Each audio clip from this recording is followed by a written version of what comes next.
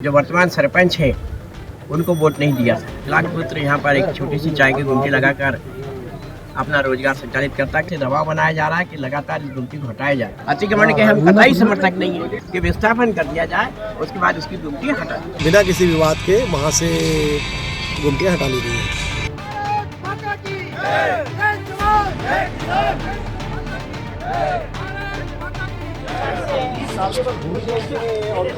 Wait कर रहे ना, हम क्या बात करें अभी, तो आप तुमने आए हो ना, हम वेट को थोड़ी करें। भारत माता की जय! भारत माता की जय! जी हम तैयारी नहीं थी, जब तक दुकानी तो तब तक हटाने दे दो, जितनी दुकान दे दो हम बोलो हटा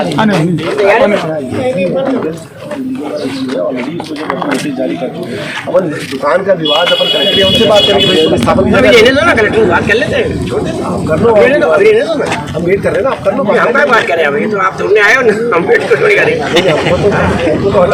बात करो, हम तैयार है, हटाने के लिए बिल्कुल तैयार है। अतिक्रमण के बिल्कुल पसंद नहीं है, लेकिन एक नया विवाद चालू हो जाएगा, नई लड़ाई की शुरुआत हो जाएगी। तो इसकी स्थिति यही है ना कि अभी आप इसको छोड़ दो, 7 दिन का टाइम दो, हम करते। जेसीबी से हटाओ जा रहा तो अतिक्रमण।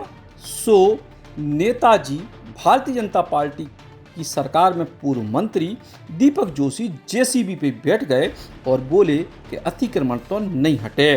दरअसल मामला है मध्य प्रदेश के देवास जिला को, जिते ग्राम केलोद में अतिक्रमण हटावे के लाने एक दिव्यांग व्यक्ति मुकेश की चाय की दुकान और एक अन्य व्यक्ति की पंचर दुकान पहुंच गए तो प्रशासन को हमला और ई के बाद और इतने पूर्व मंत्री दीपक जोशी और अन्य जनप्रतिनिधियों ने पहुंच के अपनो विरोध दर्ज कराओ। स्थानीय भाजपा विधायक मनोज चौधरी को गृह ग्राम है केलोद और दीपक जोशी को आरोप है कि पंचायत चुनाव के दौरान कछु लोगों ने वर्तमान सरपंच को वोट नहीं दो, तो द्वेषवश क्षेत्र के बाहुबली जनप्रतिनिधि के माध्यम से दबाव बनाया जा रहा है और गरीबन के रोजी रोटी के ठिकानों को छीने जा रहा है। जनसंघ के जमाने के हमारे केलोद गांव के मुख्य कार्यकर्ता रहे हैं, संगठन करता रहे हैं। आज उनका विकलांग पुत्र यहाँ पर एक छोटी सी चाय की गुमटी लगाकर अपना रोजगार संचालित करता, क्योंकि 2 बीघा 2.5 बीघे का किसान है। इस नाते से परिवार पालन पोषण के लिए उसने गुमटी रख रखी है। लेकिन पंचायत चुनाव के दौरान उन्होंने जो वर्तमान सरपंच है उनको वोट नहीं दिया था। इस कारण से द्वेषतावश क्षेत्र के कुछ जनप्रतिनिधि जो बाहुबली भी हैं, भूमाफिया भी हैं, उनके कामों को जनता अच्छी तरीके से जानती है, उनके माध्यम से दबाव बनाया जा रहा है कि लगातार इस गुमटी को हटाया जाए। सम्मानीय मुकेश ने ये भी कहा कि मेरे को विस्थापन की जगह दे दी जाए, और नियम भी यह है, बड़े बड़े शहरों में भी अतिक्रमण हटता है तो जो आदमी विस्थापित होता है उसको जगह दी जाती है, लेकिन ये स्थान में अड़ी हुई है। उस कारण से कहीं ना कहीं ये दिक्कतें आ रही है। इस गुमटी को हटाने के लिए जो आए हैं, हम लोग सब चाहते हैं कि मुकेश को विस्थापन की जगह दी जाए। अतिक्रमण के हम कतई समर्थक नहीं है, लेकिन अतिक्रमण के साथ साथ स्थिति है, उस स्थिति में शासन से निर्णय करना चाहिए। किसी के दबाव या देवतापूर्वक ये काम नहीं करना चाहिए। इसी नाते से एक जनप्रतिनिधि होने के नाते, एक जिम्मेदार नागरिक होने के नाते मैं आज यहाँ आया हूँ और हम सब लोगों का प्रशासन से यही निवेदन है कि विस्थापन कर दिया जाए, उसके बाद उसकी गुमटी हटा दी जाए। आज हम सब लोग यहाँ केलोद गांव में इकट्ठे हुए हैं और यहाँ इकट्ठे होने का एकमात्र उद्देश्य है कि जिस तरीके से हमारे किसान परिवार के साथी जो यहाँ पर चाय की छोटी सी गुमटी लगाकर अपने परिवार का पालन पोषण करते हैं, जो शारीरिक रूप से विकलांग श्रेणी में भी आते हैं, ये बिल्कुल और मजदूर की श्रेणी में आते हैं, पंचर जोड़ने का और चाय बनाने का काम करते हैं। ये गुमटी बिल्कुल साइड में है। यहाँ स्थानीय लोगों को इससे कोई आपत्ति नहीं है, लेकिन यहाँ के जो सरपंच महोदय है वो यहाँ अपने राजनीतिक आकाओं के दबाव में आकर और वोट की विद्वेषपूर्वक राजनीति करते हुए और लोगों के बहकाव में आते हुए एक पक्षी कार्रवाई कर रहे हैं। इनको मुकेश जी को बार बार 2-3 बार जो नोटिस दिए गए कि आपकी गुमटी यहाँ से हटाओ, उसका इन्होंने जवाब दिया और उन्होंने कहा कि भाई मेरी अगर इस दुकान से कुछ समस्या आती है तो जो पंचायत कोटे से जो आप दुकानें बना रहे हो मुझे वहाँ पे दे दो, मैं वहाँ पर विस्थापित होने के लिए तैयार हूँ।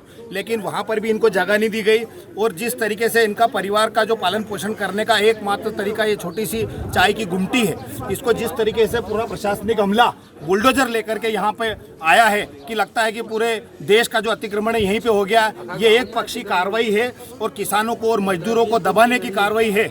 मैं यहाँ इस वीडियो माध्यम के माध्यम से माननीय मुख्यमंत्री जी को और देश के प्रधानमंत्री जी को ये कहना चाहता हूँ कि ये जो चाय का जो बात है, हमारे देश के प्रधानमंत्री कहते हैं कि मैं खुद चाय बेचता था और आज अगर इस तरीके से छोटे गांव में चौपाल पर इस तरीके से चाय लगाने वाले लोगों को हटाया जाएगा, उनके पेट पे लात मारी जाएगी, तो मैं समझता हूँ ये एक तरीके से अंग्रेजों के शासनकाल से भी बुरा दौर होगा।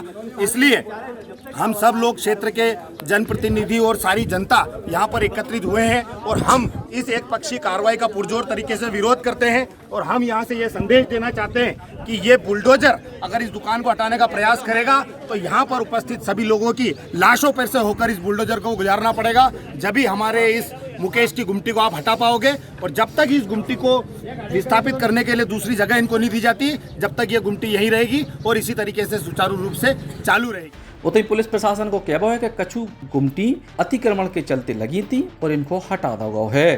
ग्राम पंचायत द्वारा स्कूल के सामने कुछ गुमटियाँ लगी थी जो अवैध अतिक्रमण की श्रेणी में आती थी, उनको नोटिस दे के हटाने जाने की प्रक्रिया की गई थी।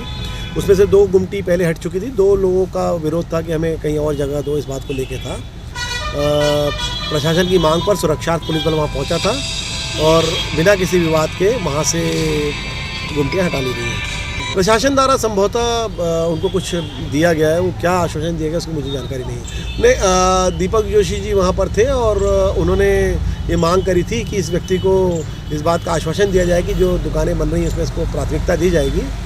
प्रशासन के जो अधिकारी वहाँ उपस्थित थे उनकी उनसे बात हो गई है और वो संतुष्ट होकर वहाँ से चले गए। जी, दोनों दुकानें हटा दी गई हैं। दरअसल दीपक जोशी मध्य प्रदेश के पूर्व मुख्यमंत्री स्वर्गीय कैलाश जोशी के पुत्र हैं और फिलहाल भाजपा में अलग थलग चल रहे हैं, लेकिन कछु गरीबों की रोजी रोटी को तोड़ के प्रशासन को कहाँ हासिल हुई है, जो बड़ा सवाल है।